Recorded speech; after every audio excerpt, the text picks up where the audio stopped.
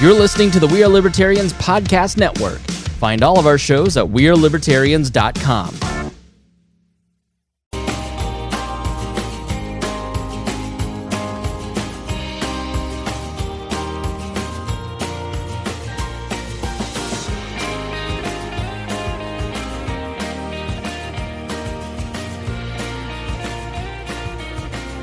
And hello, everyone. Welcome back to Enemy of My Enemy. We took some time off. We had some ghosts, some hosts. We had ghosts too, but we're not talking about those. We had hosts gone for a variety of reasons, and there's just no replacing Lou and Brian, but they are back. Gone for very wildly different reasons, but we'll just be happy that they are both back. Today, I've also got Sam Whiplinger, and we got Jacob, who's going to be on here in just a moment. Jacob Weinegrad. You may know him as Jacob Daniel because people know his name incorrectly more than they know his name correctly. So we are back. Obviously, it's been quite a break, and we're going to be back with a very hot topic. So hot, in fact, that this is going to be a two-part episode. Now, if you are watching live, you are going to get both parts live right now. And you are going to hear it back to back. However, if you're listening on the podcast for the sake of time, because listening to 2 hours of people bickering is just a little too much liberty for everybody. Libertarians usually cap out at about an hour's worth of bickering. We're going to break this up into two parts. So this first part here, we are actually going to give our uninterrupted feelings about the Mises Caucus takeover. For those who aren't in the political sphere, the Mises Caucus, I believe the only thing that they said didn't work out for them was getting Whitney, the chair, dismissed immediately. But even then, that ended up happening. So we're talking a perfect 100% total slate victory for the Mises Caucus. They now have control of the Libertarian Party fully. And so have all the LNC positions staffed, passing resolutions, changing planks, doing all kinds of stuff. And we are going to give our full feelings about the Mises Caucus. And I keep doing this, saying we'll never do it again. But the thing is everybody wants this conversation. And I am nothing if not a host of the people. I do ask for everybody listening, because I'm seeing we do have a lot of viewers, that I just want everybody to please come at this with an open mind. Regardless of who you are coming in agreeing or disagreeing with. Look, nobody's neutral in the Mises Caucus, okay? We get it. You've taken your point of view, and you have very good reasons to take that point of view. Yeah, what's an open mind? I mean, I'm in a cult. Yeah, so this is I'm trying to speak to your people, Sam, without saying it. But yeah. No, I'm kidding. I mean, I don't care people. What you people, you whiteys, white male straight people. Wait, Hody, too many syllables.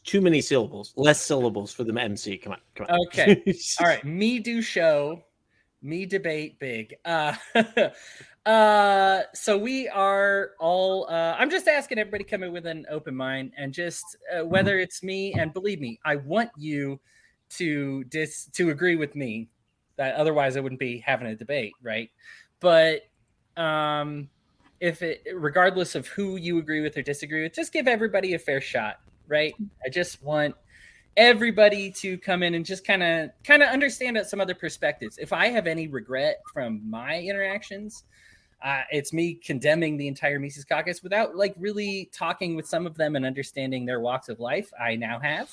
I still dislike the Mises Caucus, but it's something that I wish I had taken more time to understand their perspectives first. And so I think at least understanding the perspectives of the other side is going to help.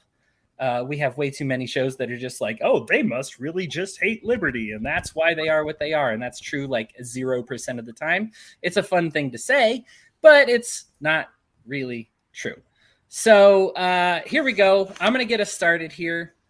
I'm giving everybody about 10 to 12 minutes on the clock.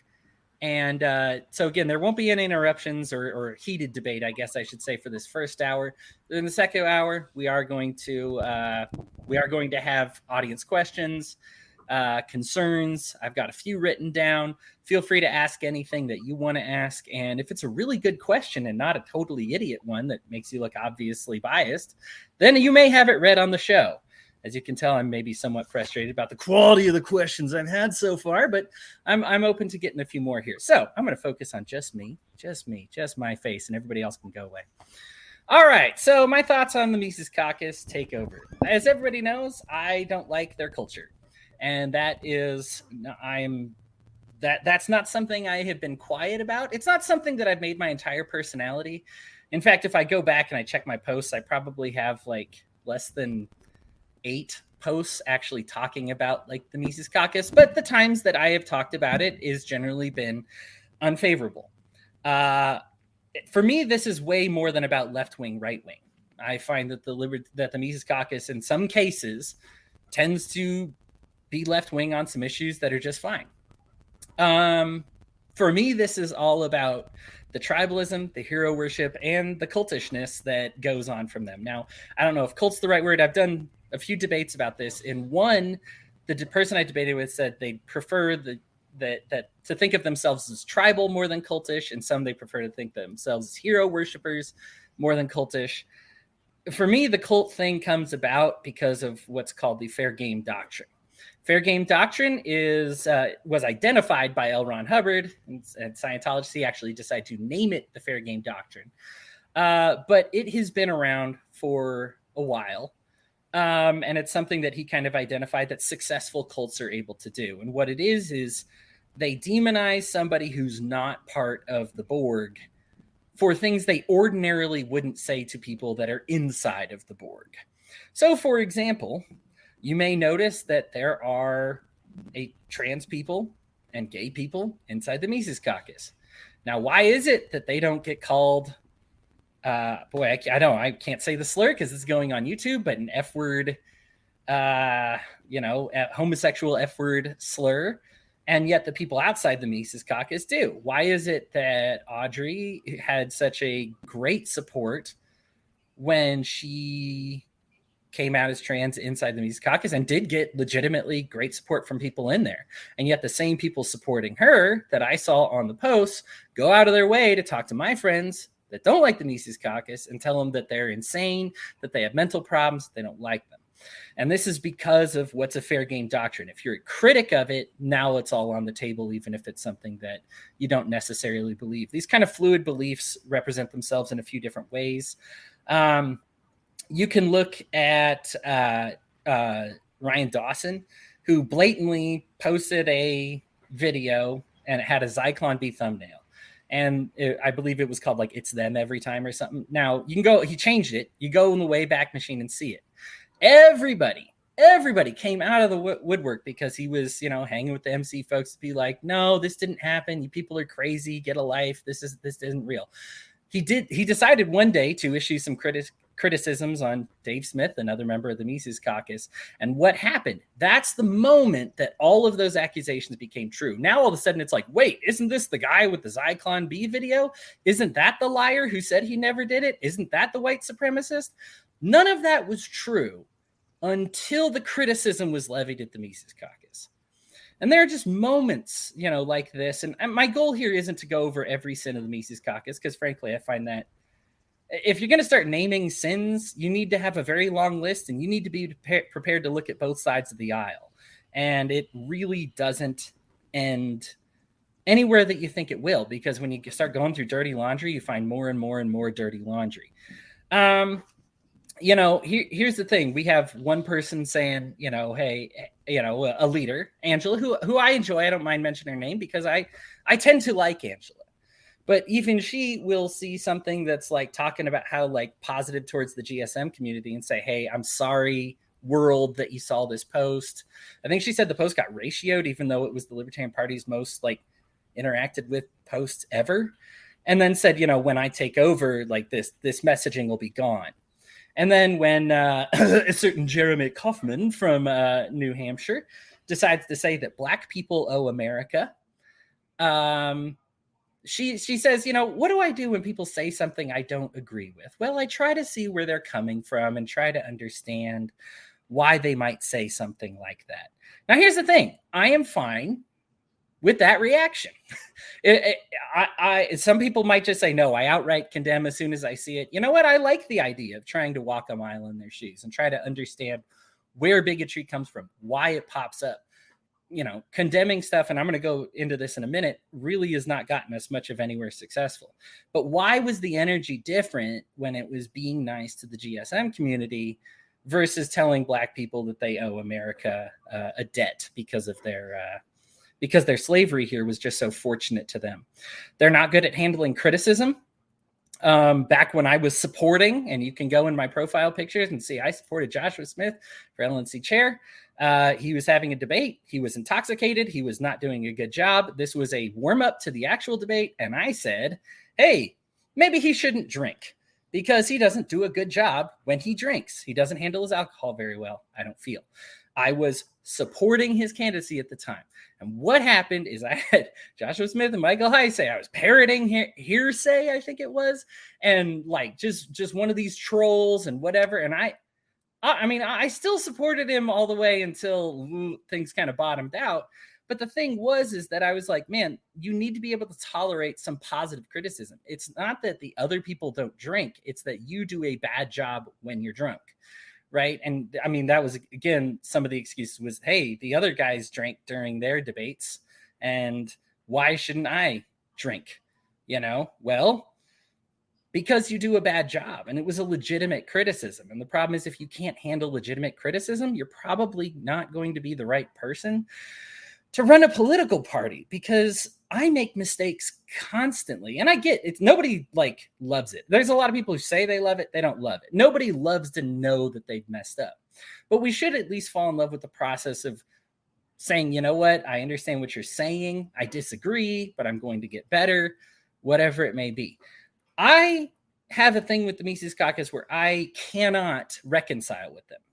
This is not a thing where I can hold their hands and be like, kumbaya, and let's just get over our differences.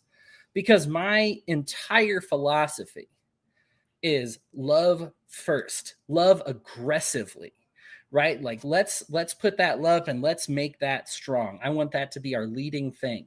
I want that. And it's just not their tactic. So even if I agree with them on 90% of the issues, and I probably do, their tactic makes it so that there's just no way I'm going to be able to work with them. I left the Libertarian Party about 2 years ago now because I just can't do it, right? Like I couldn't deal with that. I could see they were taking over. They're making it a very hostile place for me. If I'm bringing people in, I don't want it to be a hostile place for them. And that's that. That being said, I'm going to end with some positivity here for the Mises Caucus. Gulp, much as I don't like to do it. The LP opened themselves up to this. They fired the first shots when we had people from the Mises crowd, even just institute before they were like a full caucus. They were very hostile to them. They would bring up the worst parts of their past, make sure everybody knew it. There was not a welcoming, hey, this part sucks, this part's great.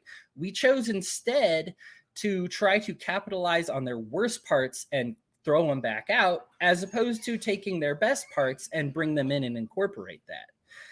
When you do this, and this has been my issue for a long time, when you get into the habit of condemning people in the sense that you just cast them out, I'm fine with condemning bad behavior or even groups that you can't stand, but when you cast them out and hope they go away, that's not how toxicity works. When there's something toxic in the water, you can't just flip it off and hope that the water stops being toxic, right? You have to deal with it.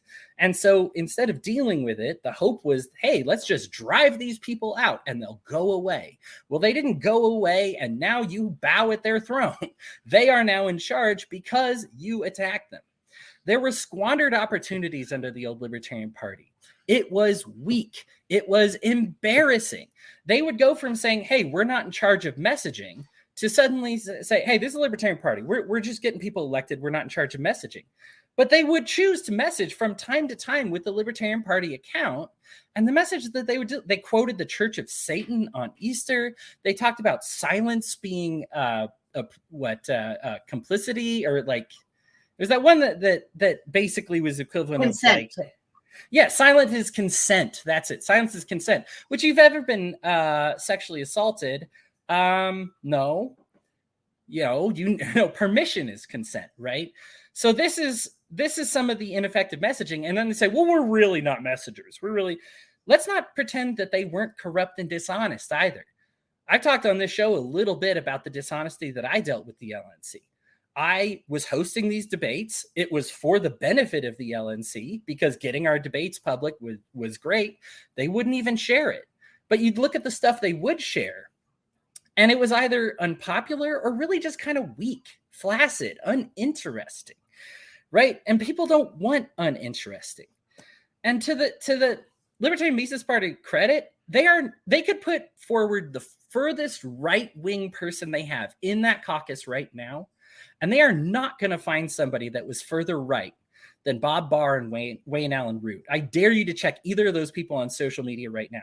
That was who your moderate, pragmatic, weak-willed, boring people gave you, was Bob Barr and Wayne Allen Root. Remember that, because when you look at that, there is nobody in the Mises Caucus that is further right-wing than those people, right? When I heard about the treatment of Nick Sarwark towards the other LNC members, I called them personally or messaged them personally. As many as I could that were on social media. I didn't want to go above and beyond, start looking at people's numbers. And I said, hey, just let me know. Did Nick ever make you feel uncomfortable or like if you didn't vote a certain way that your future was in jeopardy with the party? And 3/4 of them said yes. That's a sick thing, right? A lot of people recognized that he needed to go. Okay. As well as, and it didn't just end with him, even though people still make excuses for him and his behavior. Oh, it's politics. You got to play dirty. Well, don't be mad that the people who also play dirty do it better then, right? If you've been making excuses for dirty politics and here comes some more dirty politics, well, this is the bed that you made and you're going to have to sleep in it. I want to end with this. I am genuinely rooting for the LPMC to succeed and blow my mind and to just do something that I will say, wow, I didn't see that coming. You guys proved me wrong. I want to be wrong. I am genuinely rooting for them. I don't believe they will succeed. I have established the reasons why I don't think they will succeed. I think they are founding a revolution that is not led with love, but is led with an anger, an angst, a boomer-ish kind of upsetness with the world. And I don't believe that that is going to work. Now, they're talking about how they resonate with more Americans. And you know what? Given the old regime, I understand why they might resonate with more Americans. But will they resonate with enough to make a change? I hope that they blow my mind and they succeed. I've had a lot of people tell me, hey, this bigoted thing, we're just kind of riding it to try and get the people out of the way that are being like wokesters, that are the lefties that are kind of in my way, right? But now that they're in charge, maybe they will all of a sudden be like, hey, that old messaging, that was just to get the people we didn't like that were hampering us out of the way. Well, I was one of those people, so obviously I don't love it. But if that's the way you view it, fine. I hope that it works. I'm just telling you why I don't think that it will. And I hope that Sam and Jacob are about to talk about it here, and I hope that they're right. You know, I really do. That's my thoughts on the subject about the whole LPMC takeover. Thank you for giving me your time. I'm going to now tune things over to my buddy Brian because he's got some things to say about this as well. And then we're going to turn things over to an LPMCer. So I know, I'm terrible for allowing it to happen. Brian, go ahead and give us your unadulterated, uncensored thoughts about the takeover. You know, the thing is that I was brought into Liberty coming back for really just before the Johnson Weld campaign. So I don't have the pedigree that a lot of people have here. So I'm coming at this, I want to say, from a mostly really newbie standpoint, looking at the history of the LP and understanding what's been happening. But the other thing is that I come to it from a sales perspective. And I know a lot of people roll their eyes at that idea. But my job is to find new customers and bring them into the fold. And if I'm doing that well, I'm not only making more money, but my company's more successful. If I'm doing it poorly, I'm pushing customers away and I'm making less money. But that really is the goal of the LP. In this case, it's looking at getting more voters who are customers essentially into the LP fold and to win elections. We like to talk about, promoting liberty being, a bit more ideologically pure, but in the end, the LP's here to win elections. And that's why we're all supposed to be here. Now, looking back, when we talk about Wayne Allen Root, we talk about everybody else, were those successful campaigns? And for the most part, you could put it as saying is that, well, compared to a third party, yeah, they may have been. But when was the LP the most successful? And really, that comes into the time frame that I came in mostly into the party, which was the Johnson Weld campaign. Now we can talk about Bill Weld in a different podcast. But Johnson Weld was the most successful campaign for a third-party candidate since Ross Perot or John Anderson, going back several years. And we did it with way less money than what those guys had. But when you look at that success, you see the other side here that gets angry enough saying that they were not libertarian enough. What is Aleppo, bake the cake, things like that are trigger words to a lot of people inside the Libertarian Party. So we've always fought that, at least as far as I've been active in the party, saying, we need to be better, more ideological, etc. And I think we tried that in 2020, and things did not get better. Things got worse, especially in a time where we were dealing with two terrible choices. I mean, first of all, the election that we probably should have won with Trump and with Hillary, the worst presidential candidate and the second worst presidential candidate going up against each other. And then in 2020, we had the third worst possible presidential candidate available. Those should have been layups for us. And even if we didn't win, we should have grown the party and grown our vote, but we saw it decline. And why did this happen? Well, we talked about the confusion inside the party. We talked about there's no strong candidate, and all of that leads to not enough money. And in elections, if you don't have the money, you're not going to reach voters, and it's just going to fall apart. And this is where the LP was the strongest. When it offered a sane alternative to Democrats and Republicans, it fails when it's ideologically focused. So my next point is going over here, looking at this, and I'm getting to what's going on with the Mises Caucus and the takeover. We want to look at growing this election base. We want to start getting more people interested in the Libertarian Party. And I'm going to bring up an analogy because it's an enemy of my enemy. I have to bring up a Monty Python skit because it's required by law. There's a scene where John Cleese goes into a cheese shop, and it was obsessed with being the finest cheese shop and the cleanest because it was completely uncontaminated with cheese. Now, it seems like, Brian, where are you going with this? But the idea here is this. What are we trying to be? The finest and cleanest possible party whatsoever, ideologically driven? Or are we trying to be the best and most popular? And that's a good question to ask with what's going on with this takeover.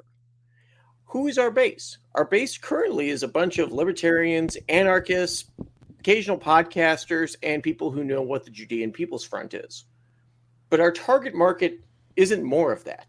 Our target market is outside of the Libertarian Party. It's independents. It's disaffected Republicans, disaffected Democrats, or what we like to call normal people.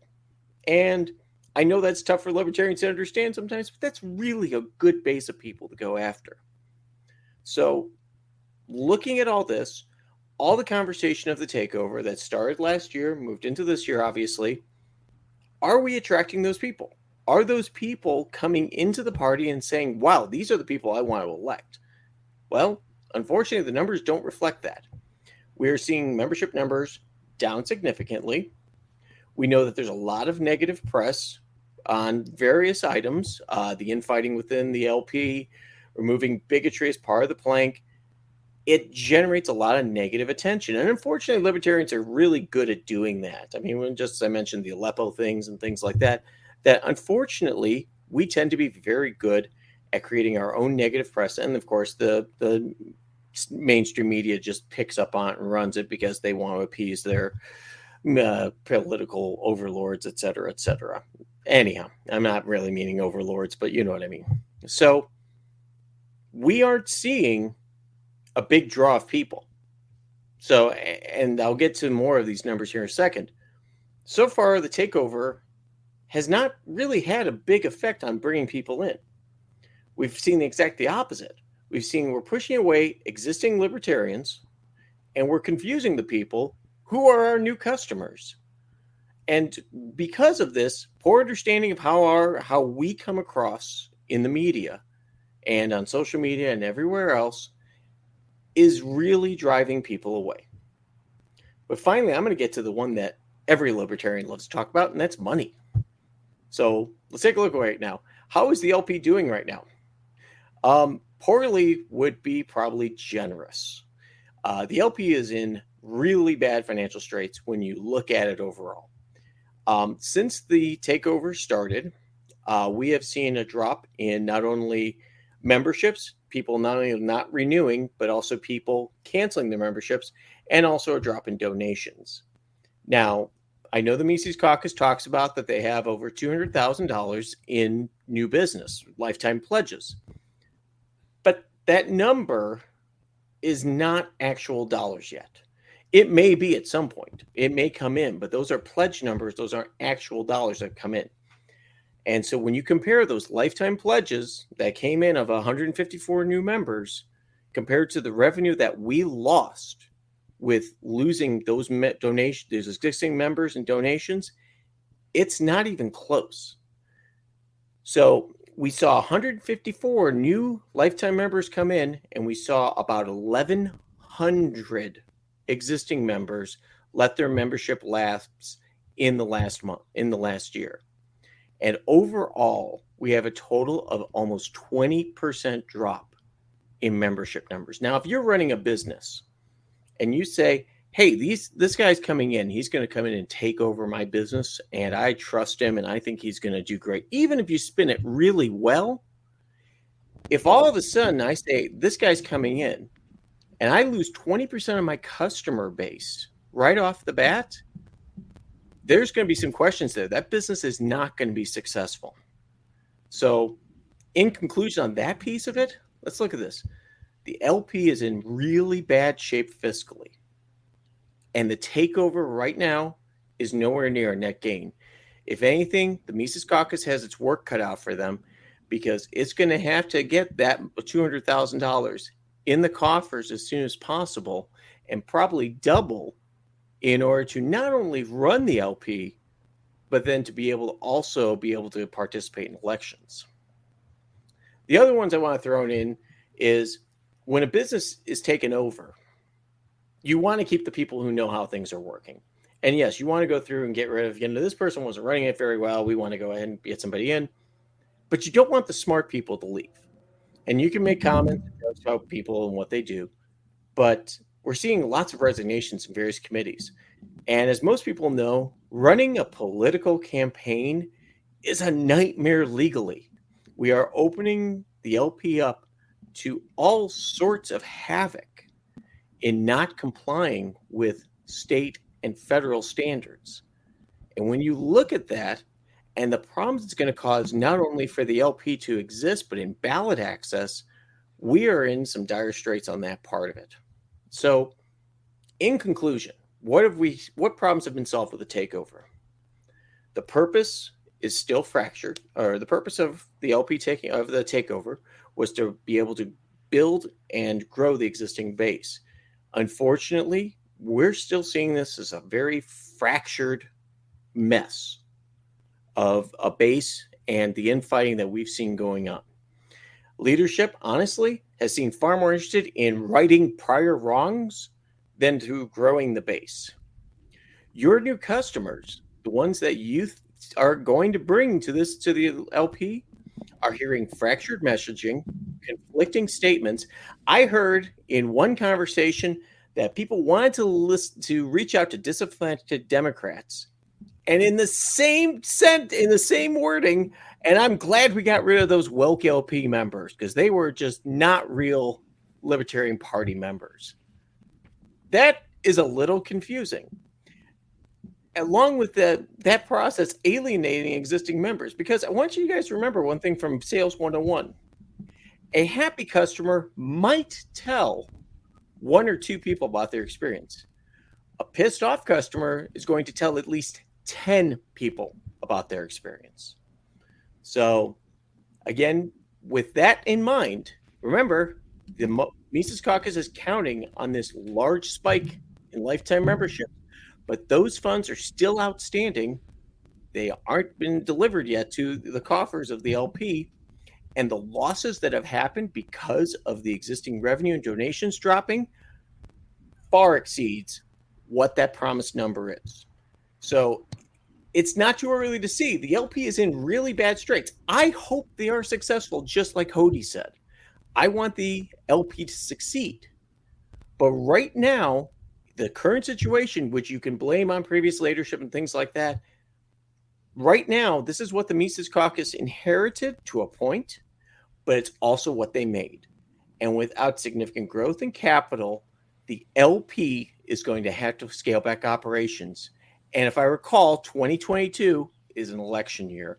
And that, as I said before, without the money, you're not going to win elections. Thanks so much. All right, let's flip to the sunny side of the LPMC takeover. We got Sam Whip of the Black Flag podcast, right? Correct, yeah. Yeah, I've been on it. It's a fantastic show. Y'all should stay tuned to it. I just figured I'd just throw him a bone there. Sam and pals. I got to talk barbecue on his show. It was delightful. So Sam, mouth watering, yeah, for sure. Oh my goodness, yeah. Hey, we are smoke ring masters, Sam. You and me. This sounds sexist to me. Oh, I'm sorry. Not cutting you out either, Brian. Smoke ring master. I was gonna say you should have seen the tri-tip I just did. I mean, I ate that thing cold and it was delicious. Oh, we'll have to get together and talk. We'll cry over. Yeah, just the tip though. My god. Just the tip. All right. Well, we were being too mature there, obviously. So, Sam, get us back on a professional track. Give us some bright side. You're part of the LPMC. Talk about the takeover and all your feelings there. Oof, yeah, there's smoke coming out of my pen writing down everything while you guys were talking. First of all, I am not the spokesman for the Mises Caucus or anything like that. They've got professionals for that and people that are really great at that, and I'll just throw that out there. Maybe I'll just kind of go in reverse order a little bit. Well, no. Okay, so what brought me into the Mises Caucus was actually they were arguing about intellectual property. Someone told me in another group. So I just joined the group not knowing anything about it. And it was honestly the culture that brought me into it. I was a big fan of like the Words and Numbers Backstage Facebook group, and I still am. They're one of the nicest groups. They have an amazing culture. They just talk about things and keep things very kind. Their slogan is literally "Be nice to each other." So yeah, I got really into that, and then it was, like I said, it was the culture that brought me into the Mises Caucus because there was something different in that group than I'd seen in other groups. There was a lot more passion and a lot more just sort of fight in those people. It was a little less of just, oh, the state is so bad, blah, blah, blah theory. It was more like, how do we address this? How do we fight this? And stuff like that. And so that's really what got me motivated. So I think about things like the drug war. You know, you think of all the people who are imprisoned. We have the world's largest prison population. I think half of all prisoners are in the United States for victimless crimes. And that's just terrible. And you think of like healthcare, all the regulations and stuff like that. If you listen to Mary Stewart, whatever her name is, Mary Ruwart. Mary Ruwart, thank you very much. Yeah. And she does very good speeches on just like how much the government has influenced our healthcare. And you think of all the death and, you know, the people dying of suicide and, you know, diseases that could be cured and could be helped just because we're propping up, drug companies and all of this stuff. And I think of, I do a lot of driving for my sales job, and I look out at the cropland and stuff, and I think of like how much different it was, or how it could be if it wasn't so much subsidies for like corn and soybeans, where we're just, because the government is unnecessarily pumping money into our food system, we're just growing these crops that aren't of good value, and we're throwing corn syrup and all of these things, and we're putting chemicals on everything and kind of ruining the soil. And you think of like all the wind and solar and all the different types of energy that aren't being properly utilized, and it's just a complete mess there. And then you think of like the wars. I mean, the absolute slaughtering of like millions of people, and the starvation and destitution, and then even just our vets, the people who have died, then they come back, and we're lucky if they don't just kill themselves because of how terrible it is over there. And you're probably wondering why I'm bringing up every libertarian talking point real fast, but it's because that's kind of the focus of the Mises Caucus. I think we get into a lot of like he said, she said. We get into a lot of the drama of, so-and-so wrote 12 books and speaks nonstop everywhere, but he said this one thing that was very concerning. And it's like, oh, well, I don't really care. I'm kind of out here to address all those things. And, someone will accuse me of being either or. It's not either or. Like, I think we of all people understand that we have limited time and we have limited resources. What are we spending those things on? And I don't know if you've ever noticed this, but the people who are very concerned with drama, very concerned with, the he said, she said stuff, those are the people that have the most drama. Those are the people that see it the most, and it sort of surrounds them in their lifestyle. And I think if we are to develop a culture, it should be a focused culture on what we're trying to accomplish and everything. And then I'll go back through. Like I said, I was just scribbling different notes. We'll see if I can pull this off. Let's see. Okay, the Ron Paul revolution took over a party with a chair who hated us. Let's see. We have the smartest. We talked about kicking smart people out and not keeping them around. That's just not true. We didn't kick anyone out, and we've been warm and inviting to anyone who's willing to work with us on those goals. If you look at the LNC, I don't know if you've watched like their clubhouse presentations or anything like that from the Mises Caucus. These are overwhelmingly brilliant people. I was very impressed by all of them. As far as finances, like we literally just took over the LNC. You cannot blame the people who are not in charge for running the party into the ground financially. You have to blame the people who are in charge. And as far as marketing, like it was our marketing that brought people into the Mises Caucus. Like the Mises Caucus didn't just come from nowhere. We marketed it. We said, hey, we're the Ron Paul revolution. Come join us. Join this party. Let's take it over. And we outmarketed the Gary Johnson people.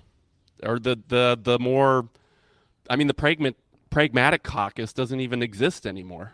Like, because they weren't pragmatic. We were. We knew that strong messaging, being, we say bold, but really what that means is just being honest and unashamed of what we're saying.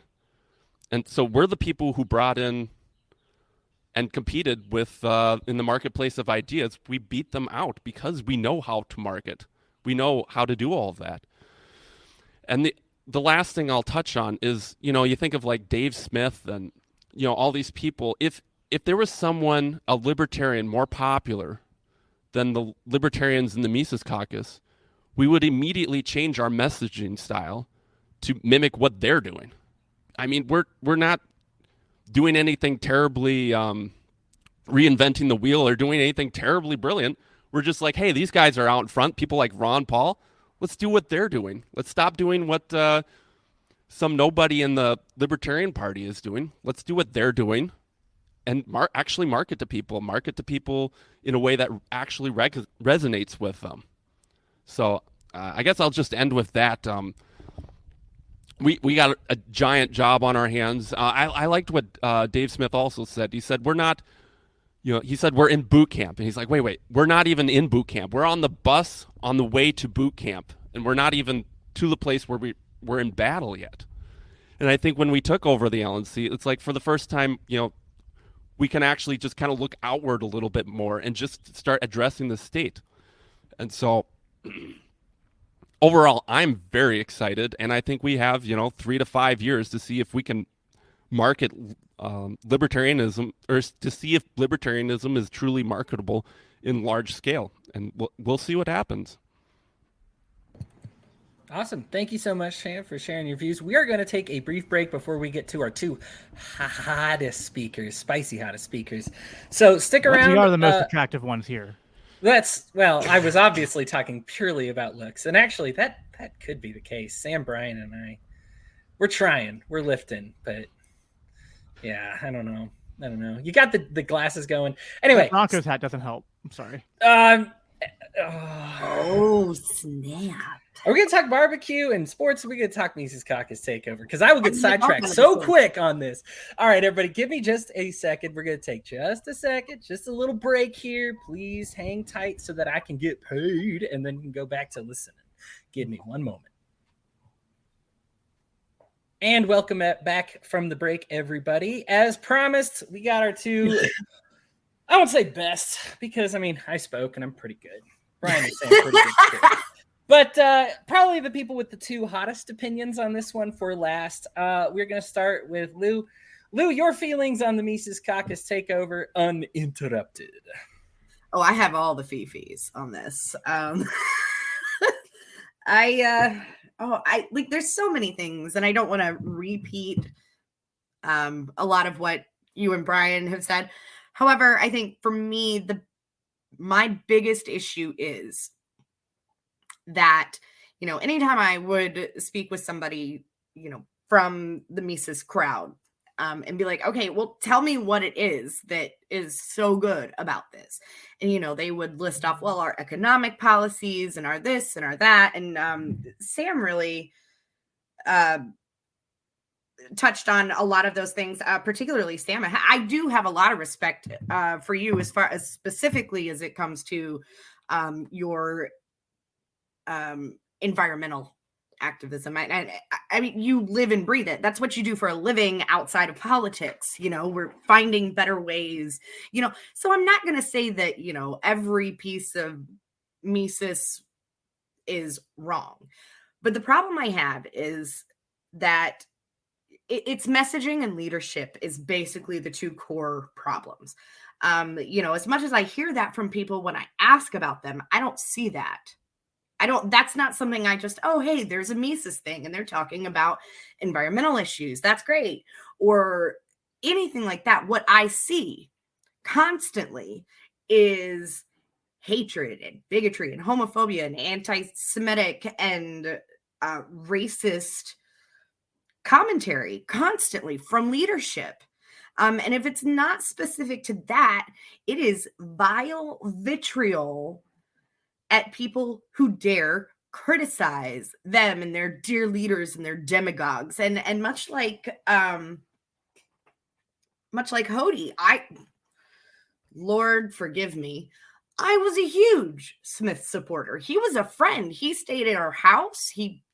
I hooked him up with my best friend and they dated for a while. We all know how that went. I've personally been a witness to the abuse. And I am so sick and tired of the white knighting for somebody who is a grifter and a liar and an abuser. And I've personally seen it. There is insurmountable mountains of evidence of proof of this. But he somehow manages, and God bless him, he's a very good speaker when he's on his game. Okay. But so was Hitler and a lot of terrible people. And I know everyone's going, oh, she made the Hitler. The point is, you can be a great speaker, and he's got that good baritone that draws you in, right? But the reality is, him and the vast majority of those in leadership who are supposed to be representing this group are absolutely hateful, nasty, nasty people. And, you know, it's very clear to me, and I've seen it said even by leadership in the Mises Caucus, so I really don't, like, you can be like, well, that's not true, but I'll never believe it because I've seen it with my own eyes. Oh, God, ew, to that comment. Anyway, sorry. I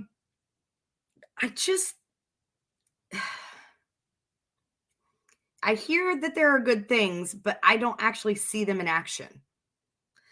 And for a few years now, oh, we're not trying to take over. We're not trying to take over. We've all literally read like the leaked memos from Heist about plotting a takeover and like literally how they were shoving delegates through like cattle to get it done. You know, you're not fooling anybody. Like, we're very aware of what the plan is and was, you know, and then you've got McCardle putting out memos to the new LNC about how there's going to be a change in messaging. And all I can think of is everything that Kaufman's ever said. And it's disturbing.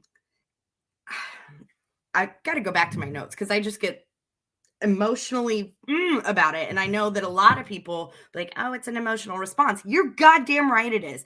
I have put in nearly a decade and thousands upon thousands of hours and dollars into this party, into this movement, into candidates all across the country. I have sacrificed my time with my family.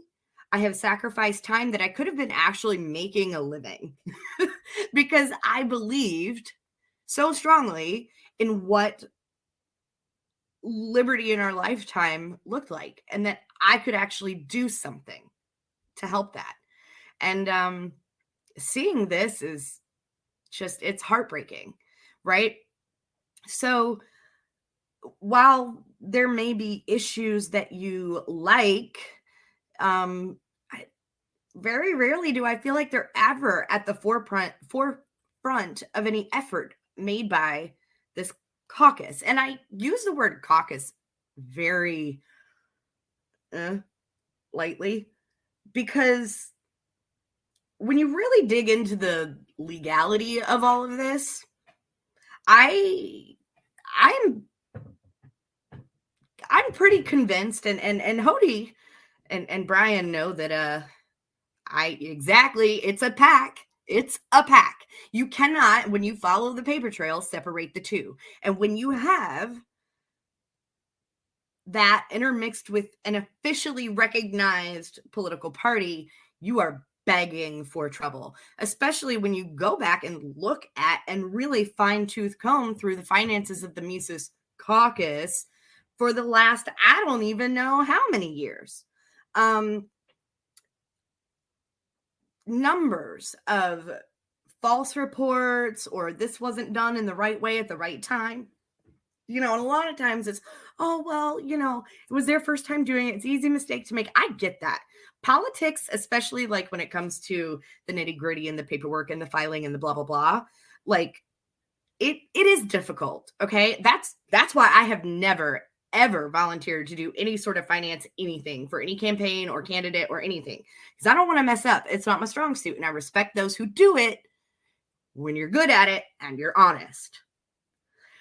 But what is happening with this sort of intermixing of this caucus, PAC, and the party is going to kill the party. It will. It absolutely will. The FEC is going to have a field day with this. And I will be completely surprised if we actually manage to get a presidential candidate on the ballot in 2024. At this point, I don't think it's going to happen.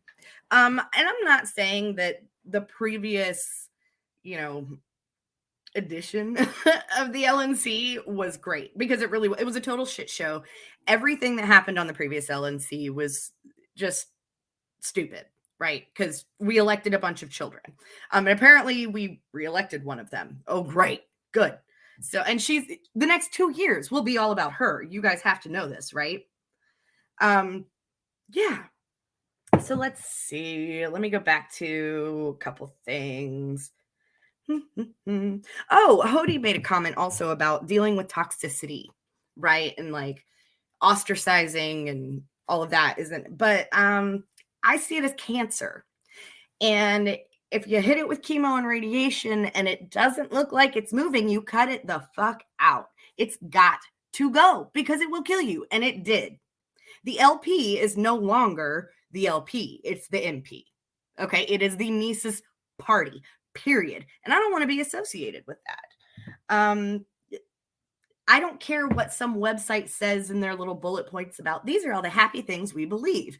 Because in my experience over the last decade, face to face working with these people, is what they have, like their outside appearance is not who they are. And, you know, Sam and I do respect that your real specific issues to you were like economic and victimless crimes and environment. I get that.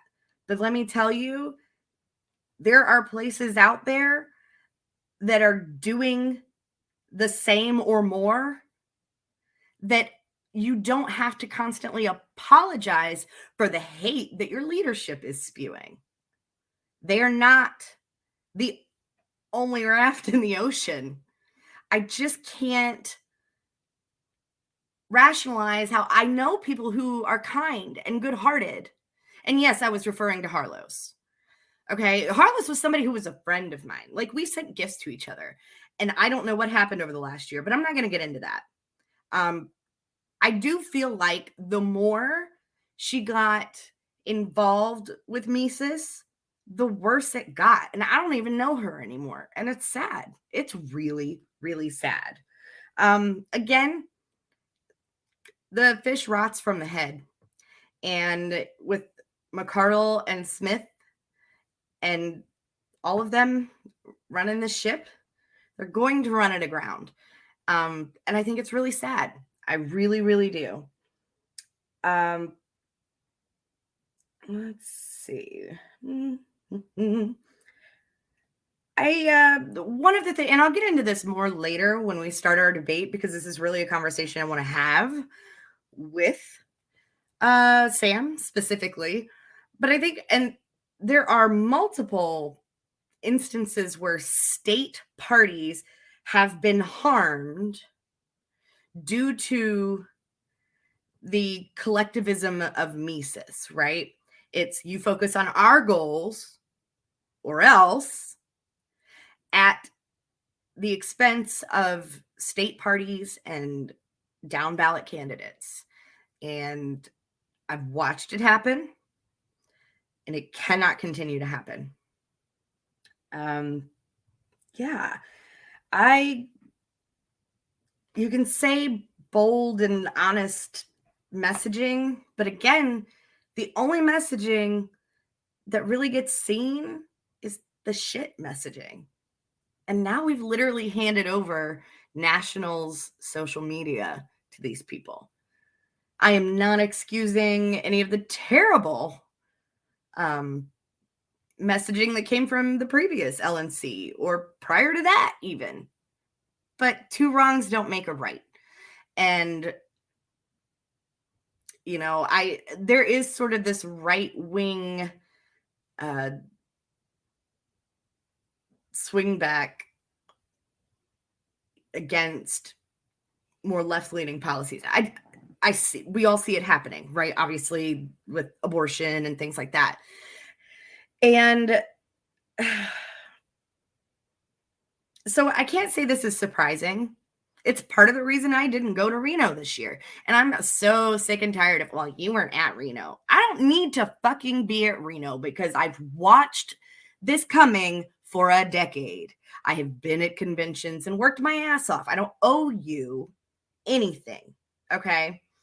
It doesn't matter. And it was all live. Like, I'm just not going to do it anymore. I have over the last couple of years, watching this happening, I've stepped back and I've dedicated more time to specific or local issues and my family and my career and what I want to do and what makes me happy in my lifetime. Because with the MC at the helm, we sure as shit ain't getting liberty in our lifetime, at least not by this boat.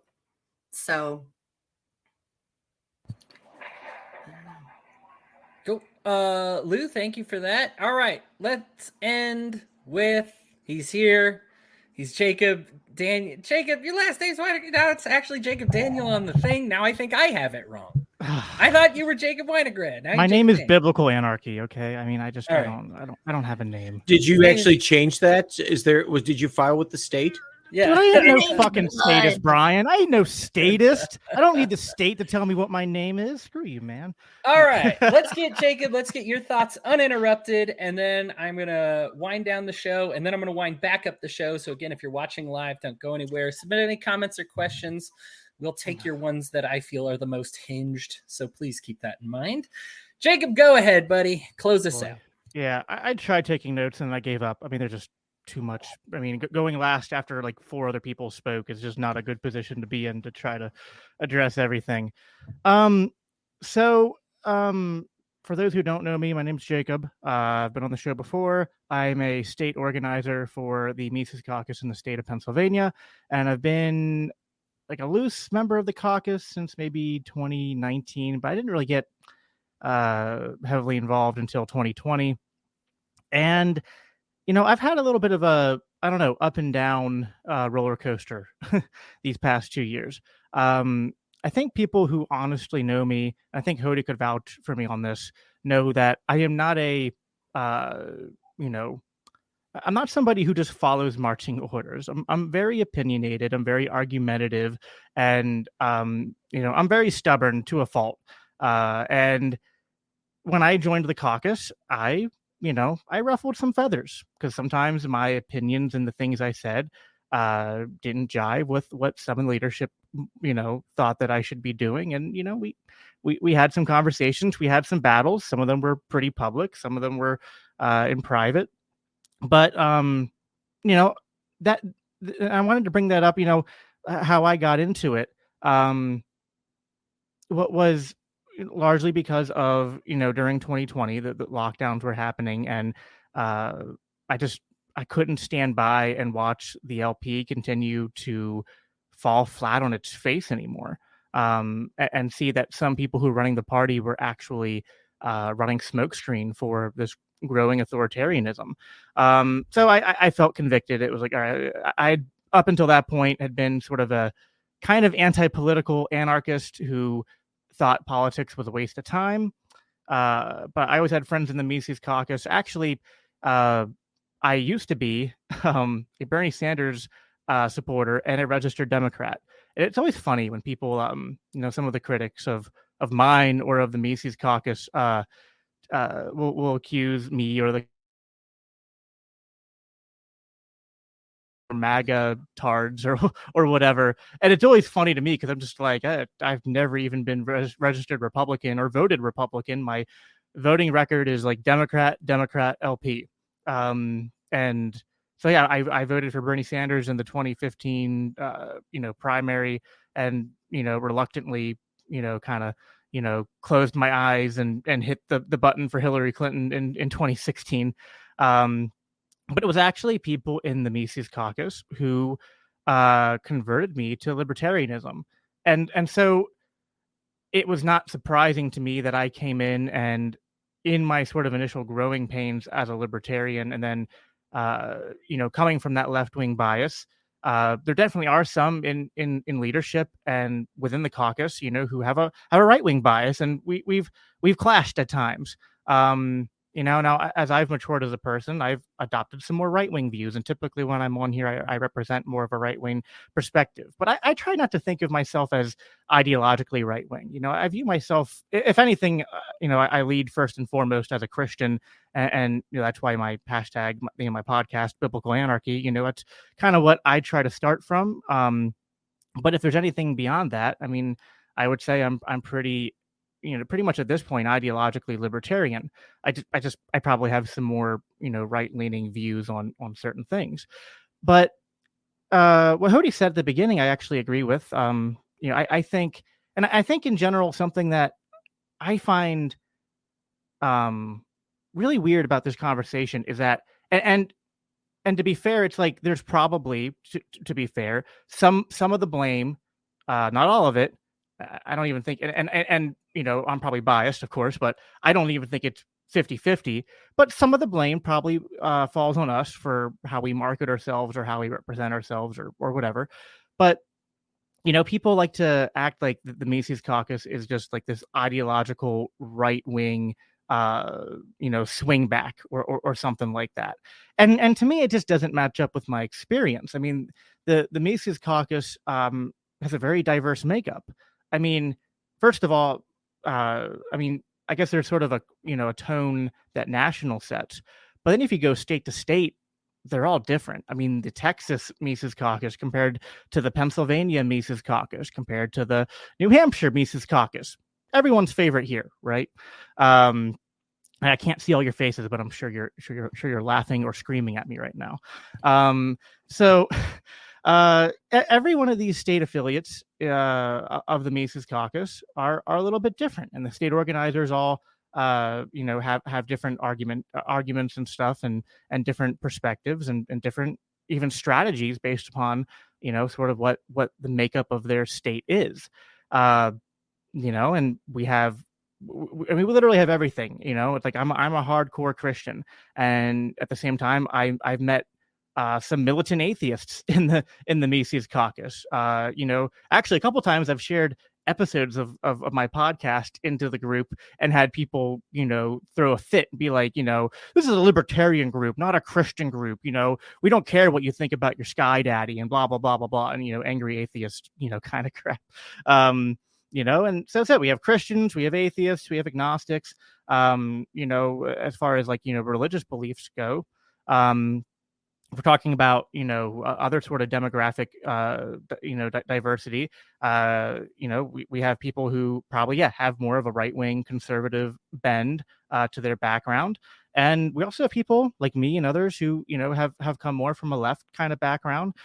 We even have people who I would say kind of line up more with sort of a, social progressive or SJW or quote unquote woke or whatever you want to call it, views as far as social issues go. But, how do we all coexist under one banner? And what is that banner? And I feel like people don't understand that. And to me, I think part of my opinion is that I don't think a lot of people look closely enough, but maybe at the same time we could advertise it better. I don't know. That's neither here nor there. But the Mises Caucus is a coalition, basically, right? And I think it's not a coalition of right libertarianism. I don't even think it's a coalition. It's obviously not a coalition of left libertarianism. I think it's a coalition of thin libertarianism.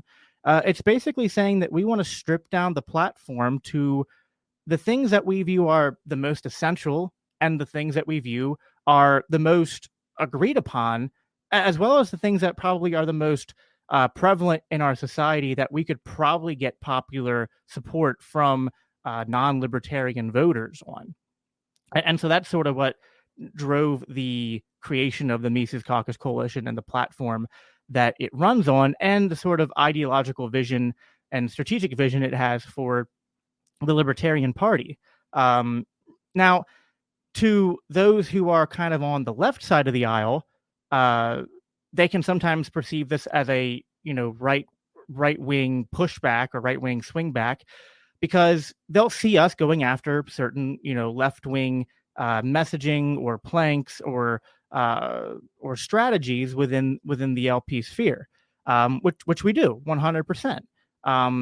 But then you have people on the right, including people who used to be part of the Mises Caucus and then left because we weren't right wing enough for them, who are now calling us a bunch of leftists and stuff because we're not going hard right enough. But we haven't changed. This has always been the vision of the caucus. It's to say, you know what? within within the umbrella of libertarianism, there is like the 70 to 80% that we agree on. And then the 20 to 30% that like we obviously don't, and we haven't made any headway in, however many decades libertarian philosophy has been prevalent, at least here in America, since the party's founding, we could even say. So when we do, things that happened here, like the removal of the quote unquote bigotry, not even the plank, just the removal of that line, the removal of the abortion plank, the addition of some clarifying planks or amendments to the platform that were passed that further defined property rights and what aggression is, and self-ownership and those kind of things. Those things were those things were done to, in a way, sort of bring the party back to if anything, I think a more moderate, more center sort of like libertarianism that's not hard right or hard left. It's, to me, just thin libertarianism. Now, to some people, it's too thin, right? Because there are issues that they were super passionate about that they feel like we're not emphasizing, or that we're, downright trying to remove from at least from the forefront, if not entirely from the at least the Libertarian Party's strategic, and philosophical vision. And I get that, but I think that obviously, because I'm a member, I think there's merit to the reason that we did that. It's because, for one, certain issues are just so divisive that we're divided, amongst ourselves on them, and we're not going to really win pushing those issues out there. I think abortion is one that people are upset about being removed, but it's important to bring out that the plank was removed, not replaced with a pro-life one. The Libertarian Party is not a pro-life party. It's just no longer explicitly a pro-choice party. And I think this is fair because, I think the American population, for one, is really not, it's, I think it's closer to 50-50, but, this, depending on the studies you look at, it's kind of like, somewhat around 60-40, depending on how you define it as far as pro-choice, pro-life. But even then, a lot of the people who would define themselves as pro-choice, it's like, okay, well, you pro-choice up to, 20 weeks, 16 weeks, 12 weeks, 40 weeks. There's no uniform vision there. So there's no uniform vision on abortion within the American people, and certainly not within the libertarian movement. So the removal of that plank was, not to pick a side, but rather to say, like, hey, we don't have this figured out. So if you're a pro-choice libertarian and you're a pro-life libertarian, and you guys don't agree on that issue, but we can come together and work on things like ending the war on drugs, ending qualified immunity, criminal justice reform across the board, bringing our troops home, ending the Fed or auditing the Fed, or just, even though they're kind of pipe dream, goals, but trying to bring economic literacy to the American public. These are the things that I think, especially with what's going on in the world right now, that we need to focus on. So, that was sort of like my defense of the Mises Caucus in terms of the makeup of it, and in terms of, I guess like a very quick summary defense of why I think our strategy is the right way forward. I guess what I'll end on is, the style and the approach by which the Mises Caucus took over, and then what comes next, right? The Mises Caucus certainly is not a monolith, and I think if you watched over if you were at Reno or you watched the stream, I think that was evident, and I would go to the bat for that one if someone challenges me on that. One thing that we're also not monolithic on is like the whole takeover in the first place, because there were plenty within our ranks who that wasn't really something that they were in favor of. They didn't, they remember the history of the party. They remember the Portland massacre. They remember that other people have come in with takeover rhetoric before, and it's turned some people off. At the same time, the takeover rhetoric fired up people because they were, really impassioned about what they saw was a wasted opportunities in 2016 and 2020. I was chuckling when I was listening before I hopped on when Brian said that the 2016 election with Gary Johnson and Bill Weld was like the LP's most successful. And I just have to strongly disagree, because to me, it's like if all we're here is to try to, once in a while get a large vote turnout, that's meaningless.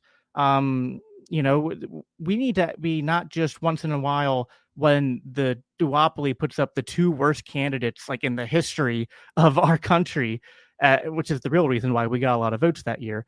We need to do more than just be able to capitalize on those instances where people will vote one time for a libertarian candidate. We need to get retention. We need to grow our base. Like, some people think that the Mises Caucus, that we don't care about running elections, that we don't care about ballot access. But I don't think that's fair, because way I see it is you can't put the cart before the horse. If we're going to win elections consistently, if we're going to be competitive consistently, we have to grow our numbers, and we're just nowhere close to being competitive. So we have to change our focus to growing our party and our movement. And then we can start to see increased funds and increased success at the ballot, on the ballot. So, I'll end on this. Was the takeover rhetoric the best path forward?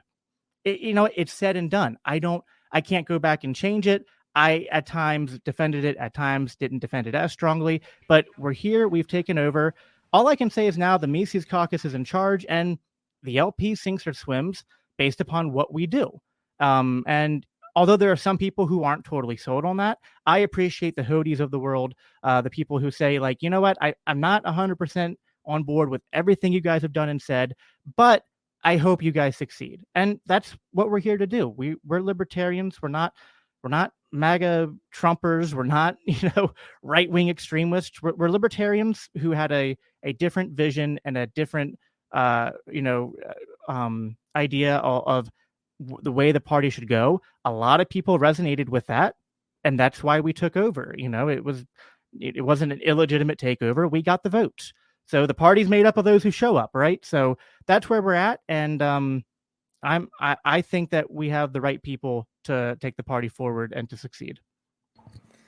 Awesome. Everybody, if you're listening to the podcast, you are about to hear us tune out. Thank you for listening this week. If you are watching live, stay tuned, because we have got the second half of this show where we will actually directly address each other and tell each other what stinky poopy heads we all are, because we are mature libertarians, and that's the best insults we got now. We're going back.